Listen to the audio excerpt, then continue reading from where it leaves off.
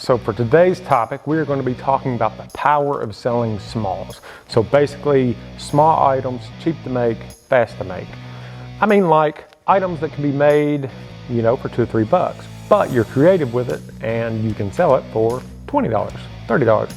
Those things add up. You do not have to make a $200 or $300 item in order to make money.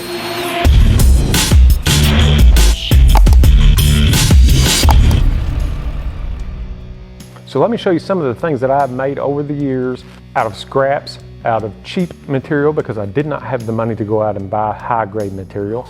Wall art is huge. People will spend money on anything to hang as a decoration, okay?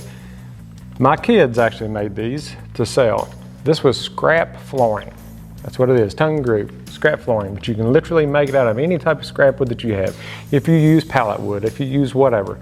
They sold these for $20 a piece and they sold a ton of them. Again, charge what you want, design them how you want, leave them blank. They made white ones, they made colored ones, they made just plain wood, they made distressed. Look at the different sizes in this.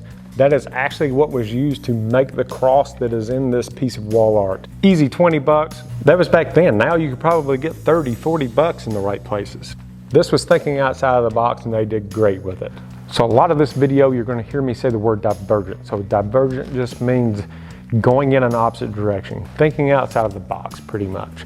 So you have to be able to look at something and then in your mind say, hey, this is how I can make money with this. You have to be able to think about things that other people can't. You have to be able to see things in your mind that other people can't. And it will come to you as you hone in this skill, as you build it up. So let me show you what I'm talking about.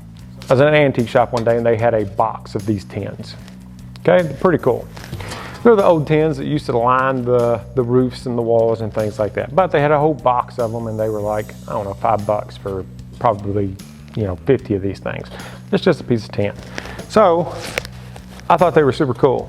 So what I did was built the frame for it. So now this old piece of tin is wall art. This is an example of thinking outside the box, thinking divergently. I sold these for $20 a piece. Now that was back then. Nowadays, you could easily get $30. Think about how much a picture frame costs. And if you take a close look, this frame is actually made out of furring strips. Furring strips are going to be a key. Another way to think outside of the box when 2x4s are outrageous right now, furring strips are still cheap. So this was made out of a 2-inch furring strip that right now costs $2.18 for an 8-foot stick. So this is just an example of thinking outside of the box. Just like some of the other projects that I've posted, let's say the fan trellis. I had someone comment that they wanted to make theirs out of cedar. A cedar 2x4 in their area was $40. Well, don't use 2x4s. What else can we use? Let's think about this. Well, guess what? A cedar fence picket that is 6 foot long, 5.5 inches wide, is only $3.99, and that's cedar. And you can get that exact same fence picket in pine for $2.18. So think outside of the box. $2.18 for a board that is 6 foot long, 6 inches wide. It's pretty cheap compared to the price of 2x4s, and there are a lot of things that you can build out of that. So if you do not have the money, especially right now, when lumber is so high, to go out and buy extra material, by thinking outside the box, you can afford to do some projects. Or use leftovers, use the scraps from other projects. A perfect example of this is the fan trellis that we just made. The fan trellis has cut off ends. There will be leftovers, there will be scraps. Let me show you what I just made. And this is one of the projects that I made at the same time that I was making the fan trellises. Do you know why? Okay, squirrel table. Yeah, maybe a little cheesy. People love them. They bought them like crazy. $20 a piece. Bought them like crazy. Could not keep them up. I actually give this project to my kids. Said, hey guys, take off with it. They sold them. I still have people ask me for squirrel tables. So as an example, from the scrap material, because you know how us woodworkers are, a 6-inch piece of wood that's this long and this thick we can't throw away, which is good. Think outside of the box. What can I use that for? So the fan trellis, it had the leftover pieces and I'm like, what can I make out of that? Well, I made squirrel tables before. It took me less than 3 minutes to assemble this. Probably making the cuts, things like that, around 5 minutes. 5 minutes from scrap wood from another project that I'm selling for $50, the stuff that a lot of people burn or throw away, I just made another $20 item. That's what I'm talking about. Be divergent. See what other people can't or don't. Okay, and I've talked about these before, but this has probably been one of my most profitable products yet. Coasters. I had access to some old 4x4s. This was just some pine 4x4s, but had a nice grain to it. You know, this one does too. I could probably make some out of this piece. So what I would do is I would just go through my different pieces of 4x4 until I found a nice pattern, and then that heart would be all through the middle of this. Cut them into 3/4 inch pieces and made these coasters. Again, not gonna spend much time on these because I have covered them in another video, but I made these for my wife because she wanted coasters for the house. I didn't want to spend the money for coasters on the house because I knew I could just go make some. And she put them online, she put them on Facebook, sold them as a set of 6 for 30 bucks, and she had tons of orders. So anything functional that you can make out of what's laying around. And you may not have an old 4x4 laying around, but search for different things. Again, I get a lot of people ask me where I get my reclaimed material. Facebook Marketplace is great. Craigslist, even though it's kind of an older site, is still great for finding things like that. But it does not even have to be old. It's the grain that people like. Even if it's coming off of a pallet, there's a piece of oak or whatever this thing is made out of, check the grain out, check the end grain, see what it would look like as an end grain coaster. So this is a perfect example of how important smalls are for your business, especially when you're first getting started, how fast the money can add up with smalls and allow you to buy up as well as build up. But sometimes you may not need to build up. Think about it. Okay, so for this example, so let's say that instead of $30 a set, which is what we sold them for, we sold these for $20 a set, and we sold 50 sets. How long would it take me to cut this? You know, I had the material. I could cut the material for 50 sets, sand them down, and put polyurethane on them in a day. That's $1,000 bucks at $20. Okay, so how long would it take you to make a nice piece of furniture to sell? $1,000 piece of furniture. How long would it take you to make it? And the best part is the overhead.